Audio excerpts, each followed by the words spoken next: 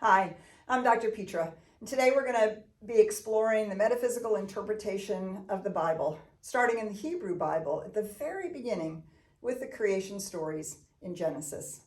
The religious impulse comes from answering the question, how did all of this happen? How did creation come to be? What are we doing here? Who are we in relationship to creation? And so we have to imagine 5,000, 6,000 years ago, the indigenous people of Canaan, who later became the Hebrews, and asking these same questions. And their priests and shamans going out and having vision quests or mystical experiences and seeking the answer to these questions.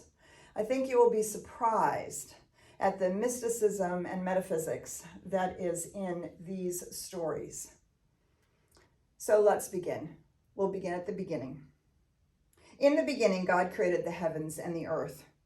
The earth was without form and void, and darkness was upon the face of the deep, and the Spirit of God was moving over the face of the waters. So it's really interesting to realize this idea that we're talking about the beginning of the cosmos. It is without form and void. And it is precisely similar to what the ancient Hindus have talked about, the ultimate void from which all creation springs.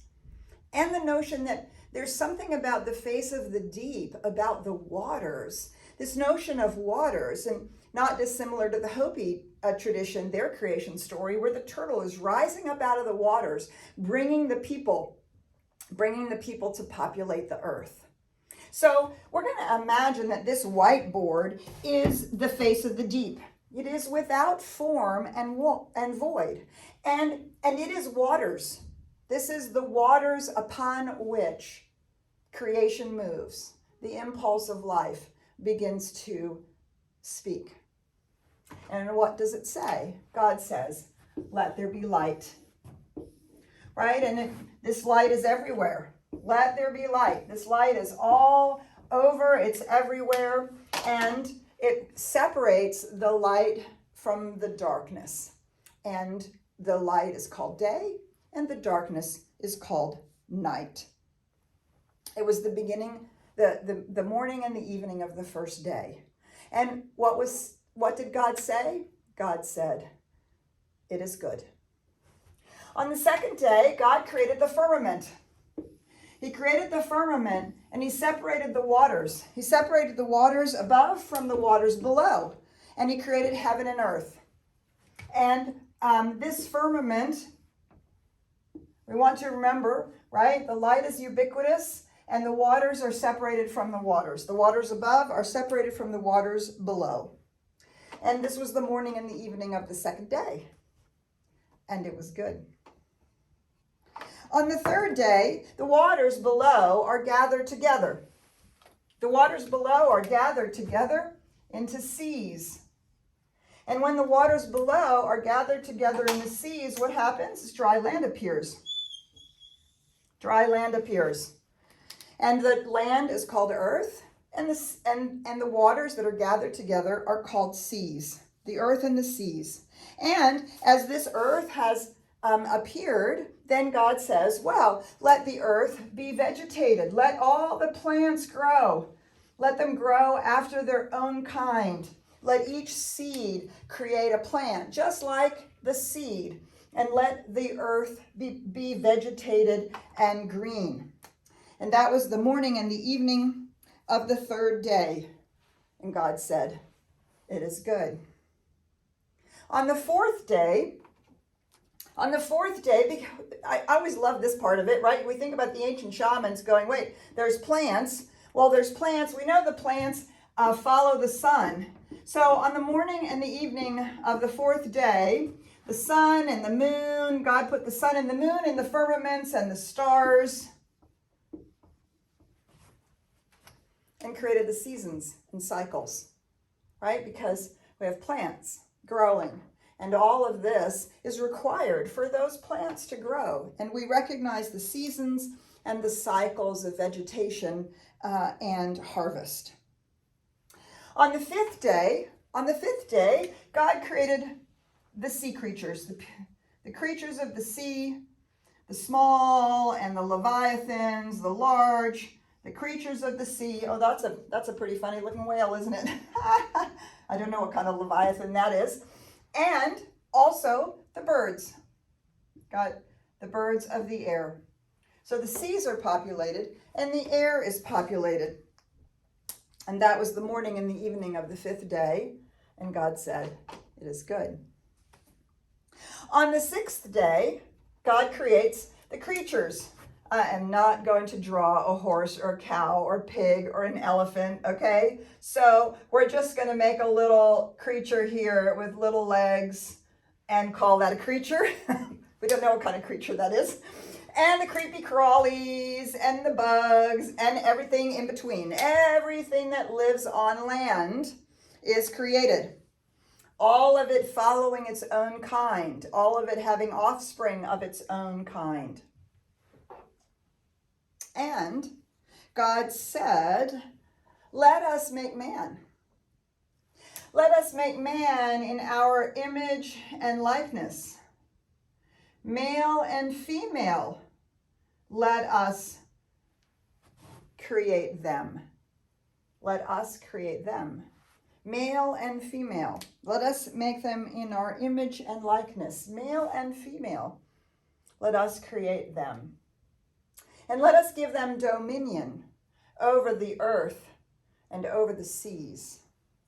And let them be fruitful and multiply.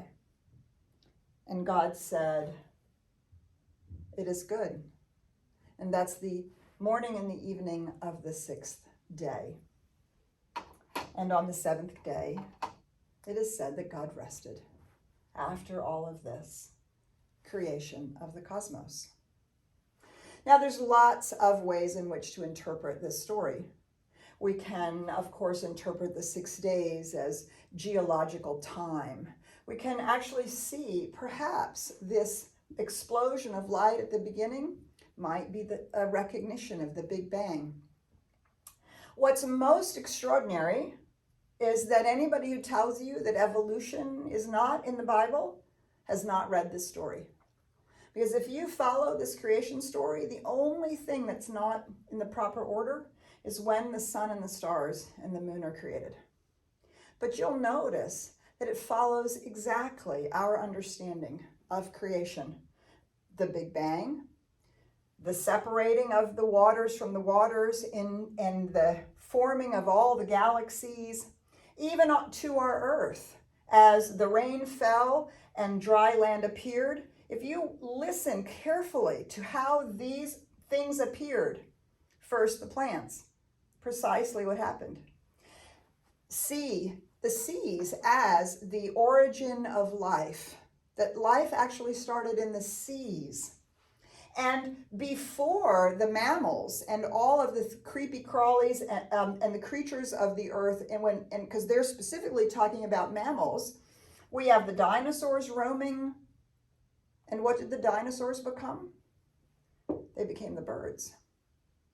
And after the birds, then we have the cattle, the mammals, the idea of that what's grazing and what's living on the land, and the advent of people, the advent of the human, right? And so we see an incredible mystical understanding of the actual story of evolution.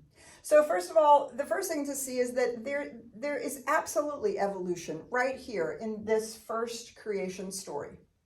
The second thing to notice is that we have a plural God, and that God has made humans, right? The word Adam, which is used in the Bible, actually doesn't mean man. It means humankind, human being, humankind, and created male and female.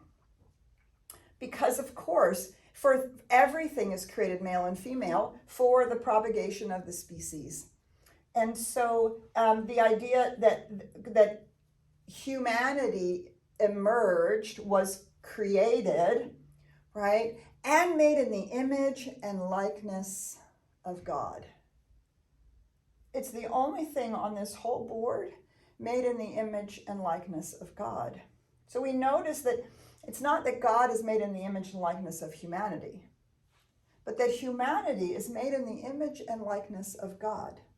Well, what's God just been doing for the last 6 days? Creating.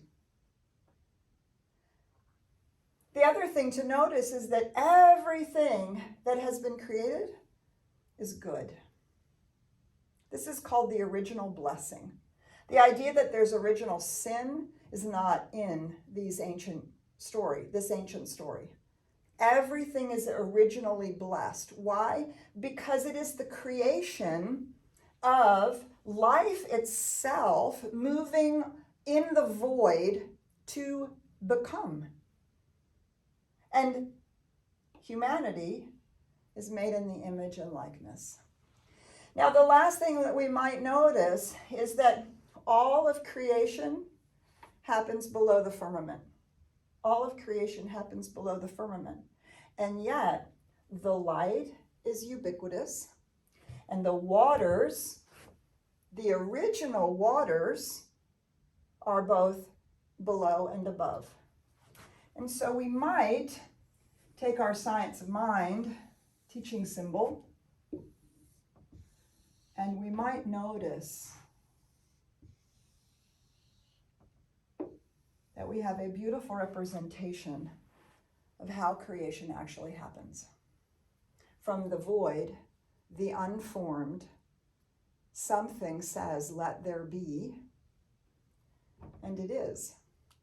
And everything that's created is created out of a causal reality. The seed is the same as the plant. There's that sense of, if you plant it, it will grow. Everything following in its own kind. And if this is following in the kind of the creator,